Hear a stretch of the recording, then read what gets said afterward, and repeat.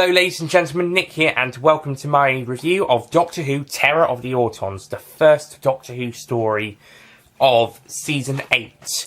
And this is a bloody brilliant story. I don't think it's not quite as good as Spearhead from Space on an objective scale, but I personally found this such an enjoyable and such an entertaining story. And I personally think it's a really great follow-up to Spearhead, and it's just really great. In fact, Autons stories just seem to be brilliant, because the next time they'll appear would be Rose, and that was a bloody amazing way to restart the series with the first episode of the revival. And I also like Pandora Opens and the Big Bang a lot, and they're quite crucial characters in that just pretty crucial in that story.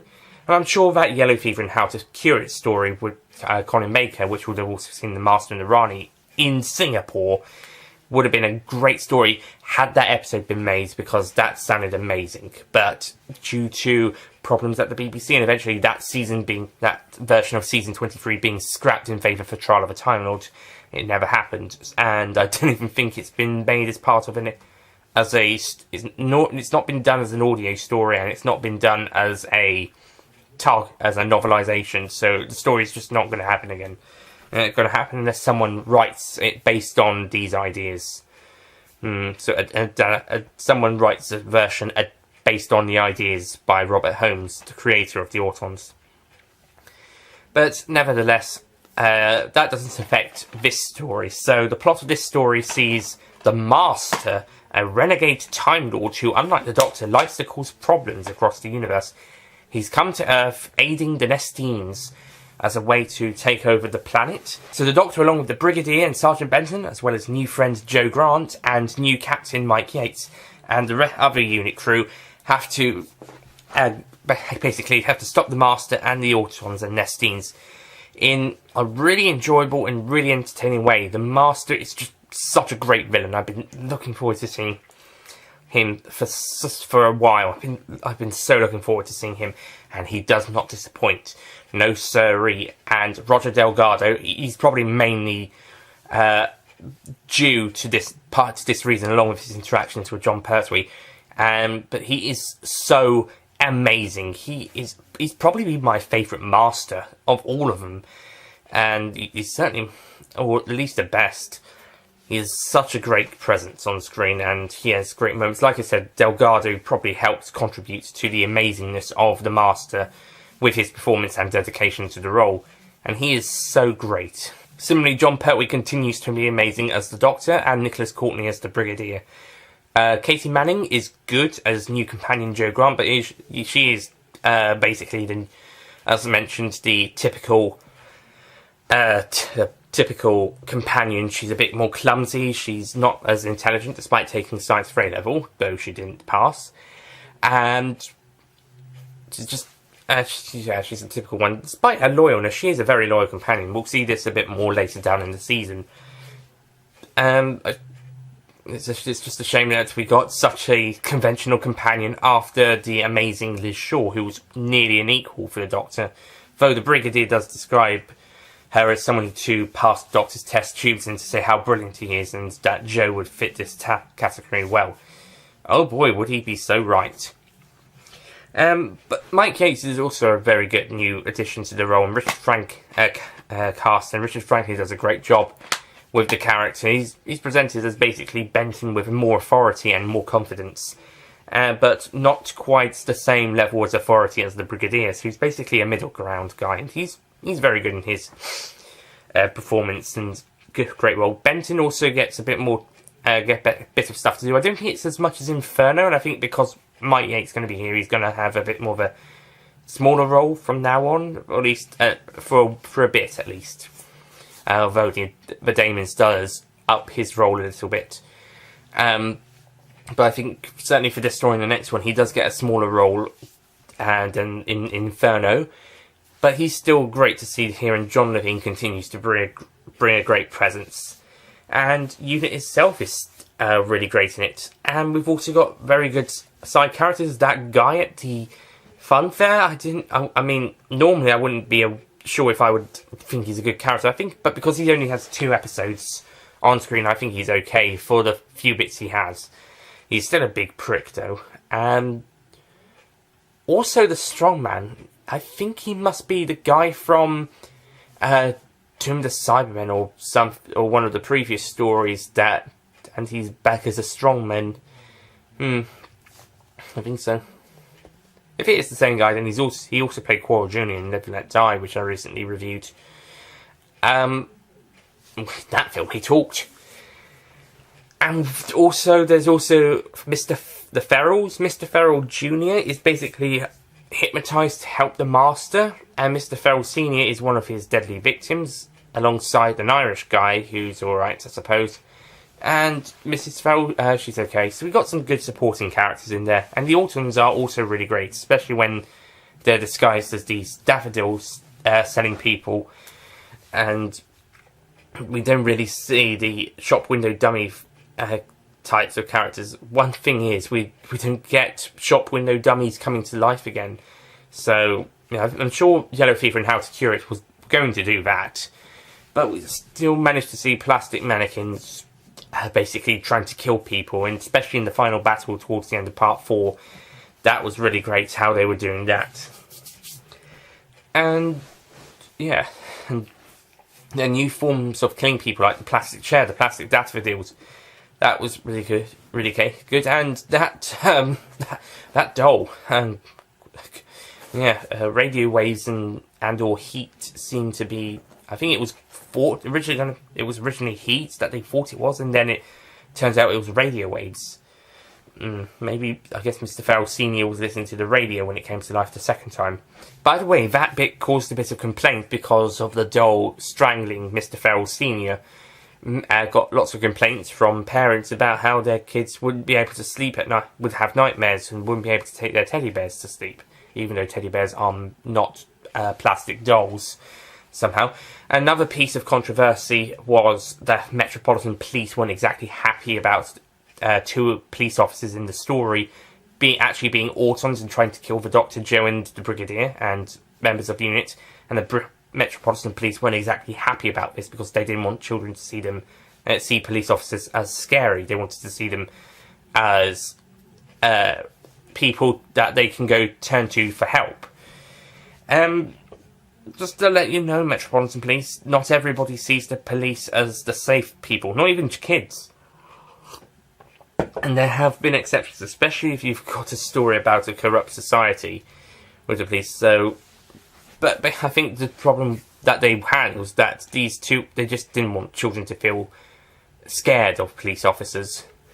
And I think this is also why the guy in Survival, the soldier who was teaching teenagers to toughen up, he was originally going to be a police officer, or ex-police officer, but he was changed to a soldier because of the Metropolitan Police didn't want it to be a policeman because they didn't want because the guy wasn't exactly the nicest guy, and they didn't want the children to be scared of police officers. But that didn't stop the production team from having Lytton and his two cronies disguise themselves as henchmen in Resurrection of the Daleks, and in the case of the cronies, Attack of the Cybermen. And in the former story's case, they massacred people, and they even shot this innocent guy by the river for no reason, apart from that Tegan was trying to get his attention to try and help him. And they just decided to shoot him because they had Tegan back in the corner, and, you know, they thought, we've got to keep her alive, but let's show we mean business. Bang. And that innocent guy over by the river who harmed nobody, at least not on screen, is immediately killed for no reason. So, there might have been some complaints about that, but I haven't heard about them yet. So, this didn't stop them from doing that in that story. And Rose also presented us with a depiction of a white police officer being pretty slimy and pretty basically a police officer of the 1950s Southern American states who doesn't like blacks, or at least doesn't really like blacks being in places where they ought not to be and doing what they ought not to do, in his opinion. And he sounds like he almost wants to find some black people there so he can arrest all of them including the Doctor and Graham's, I think he wants black people to be harboured. He wants to discover some harboured black people, and so he can make a massive arrest just because. He even sounds it. He sounds pretty cruel. And that first shot of him in the doorway, ooh. So, didn't stop that one, but then again, that was an American officer, not a British one, and in a historical context. But they still didn't stop the resurrection of the Daleks police officers from turning out to be villains who massacred innocent people. And I'm sure there's other cases as well. Fun fact, around the same time, there was also a debate in the side debate in the House of Commons about whether TV shows were getting a bit too violent or a bit too scary, and this was one of the ones that was presented. Funny enough, this story is actually rated U, if you look on the back of the box. I don't know if you can see it that well, but it says extras, extra material classified higher than the main feature certificate, which is a U, and the extras then push the certificate to PG. But even a PG, that's still okay for children. Not necessarily younger children, but this was a family show. And even if it was considered a children's show, the older children would be more of the likely audience. So 7 to 10, 11, 12-year-olds. More so than a 5 or 6-year-olds. I mean, 5 and 6-year-olds can still watch it, though preferably with parental guidance for most of the stories. But I think it's more aimed of a 7 to 12-year-old range, if not then the entire family. So, speaking of certifications at this point in time, by the way, I just have to mention this on the DVD, that since 2009 we've got these double-sided covers because people weren't so happy with the new 2009 purple logo that we've had.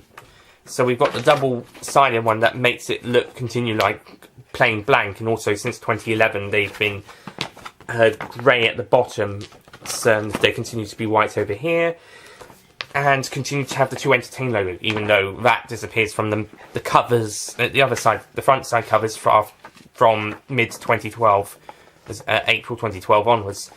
So yeah, there's a whole history about this. It's really interesting. But what I'm specifically trying to show you is the big black TBC through the PG rating on side 2 of the cover. The side, some people would like to swap it around if they wanted to just have the plain logo back here, which, by the way, I think they've gone back to as of sometime during 2018. They've gone mid-2018. They've gone back to that logo for the fronts and spines and backs. But on side 2, if you wanted to put side 2 as your main cover, you've got a massive big TBC through the middle of your PG rating on this cover. They would do this they put the TBC rating on artwork that was not yet considered to be the final artwork, or was a working artwork. So, for working artwork images, that's fine. But when you come to the final cover, you should take it off. Spearhead from Space's one doesn't have this. The special edition's DVD cover doesn't have it on side 2, and neither side 1 has it. And I think this is the only case where a TBC goes through the middle of a rating, as of going to print, as opposed to a working artwork. But yeah, I know. If I had to put it on this side instead of keeping it on the other side, I would be really, really fucking pissed. And I'm still annoyed about it now, and I stick with the cover it came with. But being a ratings nerd and a DVD nerd and a Doctor Who nerd generally, it annoys me, and it would annoy me even more so if I chose to turn the covers round in this particular case, or at least as a permanently at least. So that annoys me. But thankfully, side 1 does not feature that way. If side 1 featured it as well, then we'd have a massive problem. And same for Spearhead from Space Special Edition. But thankfully, neither of that one's covers have it, and this one's side 1 doesn't. But side 2, you really ought to have sorted that out before you went into print cover people. Anyway, so let's wrap up this story, because I've now started talking about its DVD. So Terror of the Autons is a really fun, really enjoyable, really entertaining story, and has some great moments. There are some dodgy effects, like when the Time Lord is brought, Time Lord in episode 1 is brought to the, comes to see the Doctor. There's a bit of dodgy effects around that point, but it's ignorable, and it's alright, it's not too bad, although at one point it does look like they are inside when they should be outside. But nevertheless, this is still a really great story, so I'm going to give it a 9 out of 10.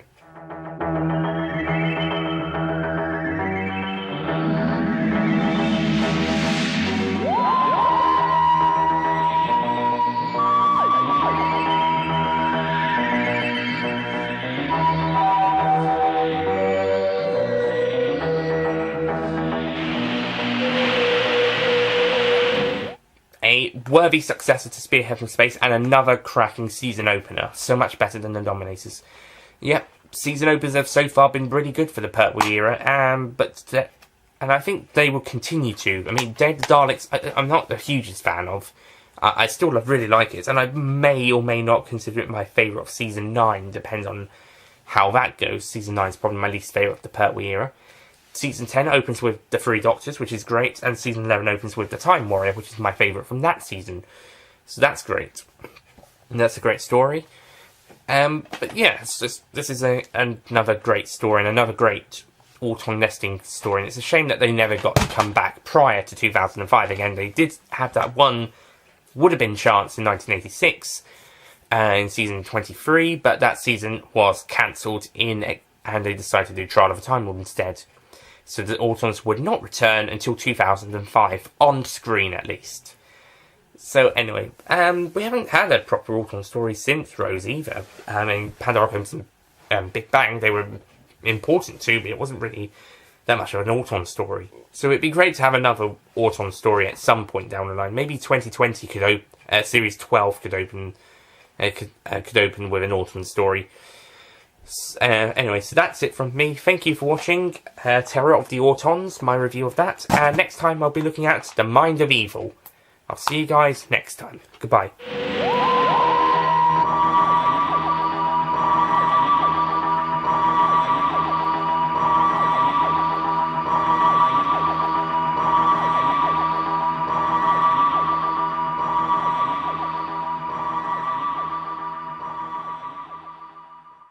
Don't forget to click below to subscribe to the official Nicholas Payne Retro YouTube channel. And so the Doctor, along with his new friend Joe, and as well as Brigadier Lefford Stewart, Sergeant Benson,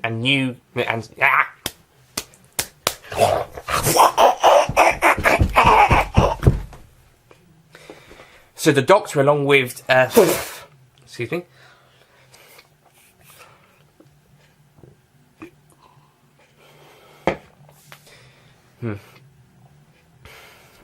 So, yeah.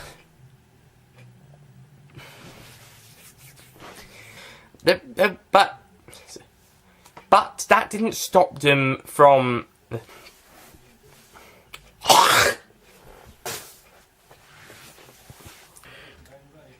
Oh, goodness sake.